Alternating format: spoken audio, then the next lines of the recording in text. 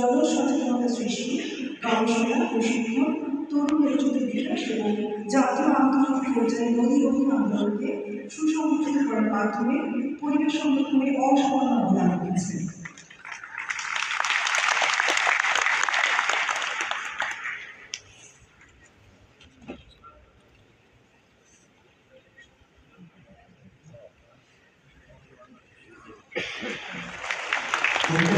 গবেষণা ও প্রযুক্তি ব্যক্তিগত কোচিং ক্যাটাগরিতে জাতীয় পরিবেশ পদক 2025 জুলাই নির্বাচিত ব্যক্তি doctor Abdul Salam, pro vice chancellor এবং অধ্যাপক রসায়ন বিভাগ, ঢাকা বিশ্ববিদ্যালয়।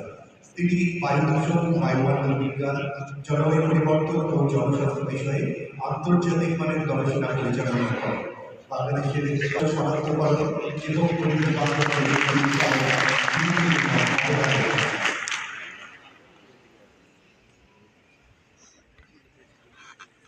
পরিবেশ সংরক্ষণ ও দূষণ নিয়ন্ত্রণ জাতীয় পর্যায়ে পরিবেশবিদ, বনবিদ, গবেষক, শিক্ষার্থী, তরুণ পরিবেশ কর্মী এবং উপস্থিত সকল উপস্থিতিবৃন্দ, আসসালামু আলাইকুম। আমার আজকে যে আমরা এখানে হয়েছি,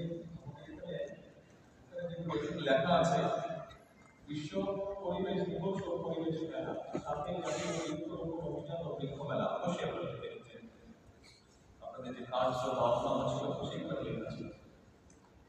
একটি খবর দিয়ে গতকাল খবরটি আমার চোখে পড়েছে।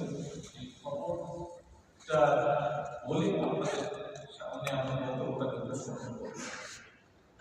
খবরটা আনফরচুনেট কি ফরচুনেট, এটি বিচারের দায়িত্ব আমি আপনাদের কাছে ছেড়ে দিতে ছেড়ে। খবরটি গতকাল 8 জুলাই প্রকাশিত হয়েছে। খবরটিতে বলছে বিশ্বের বসবাসের অযোগ্য শহরের তালিকায় তৃতীয় স্থানে বাংলাদেশের রাজধানী। আজকে আমরা এখানে পরিবেশ নিয়ে একটি কথা বলতে এসেছি। আমার মনে হয় এই বিষয়টি আমাদের সকল সিরিয়াসলি না, ভেরি সিরিয়াসলি চিন্তা করার সময়। আজ এখানে আজকে আমরা যারা বৃক্ষরোপণ বা পরিবেশের বিষয়গুলো আমরা এখানে একত্রিত হয়েছি, আমাদের সকল উচিত হবে এই ঘর থেকে বেরিয়ে গিয়ে যখন যে পরিস্থিতিতে যে পরিবেশে আমাদের সুযোগ হয় প্রত্যেকটি মানুষকে এ ব্যাপারে সচেতন করা।